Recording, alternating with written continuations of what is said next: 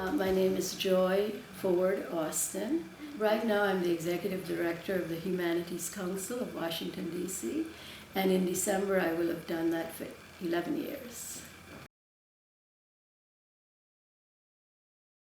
I've contributed to Washington, D.C. Society.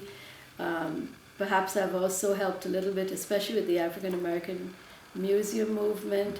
I had the opportunity to launch the survey of African American museums that led to their agreement that there should be a museum on the Mall. Because as you can imagine, it was at that point, there's competition for resources, but most of the museums across the country said yes, we wanted that Washington presence.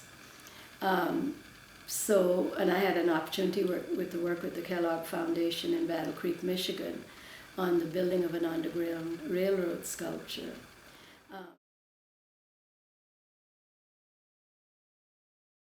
In those days, we worked a lot with Thurlow Tibbs and the Evan Tibbs Gallery, which was off of Vermont Avenue.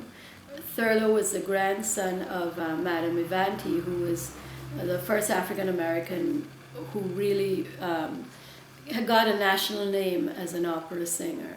And he had a very fine collection of 20th century art that eventually went to the Corcoran.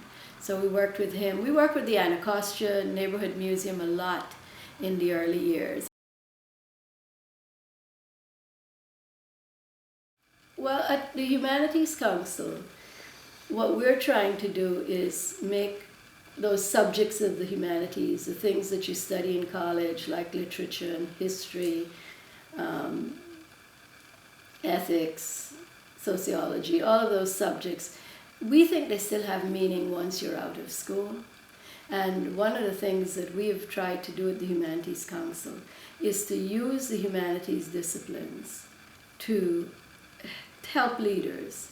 So we've got a program called Soul of the City, which is a youth leadership development program. The DC Community Heritage Project really is for people who love to think about their communities, love to think about their neighborhoods, and want to document it. And so we encourage them to do exactly that. So we don't want 50 years from now or 100 years from now people say, oh, I think they did this. So the websites, the memories, those things, some of those things can be recorded. And it's very much a people's history.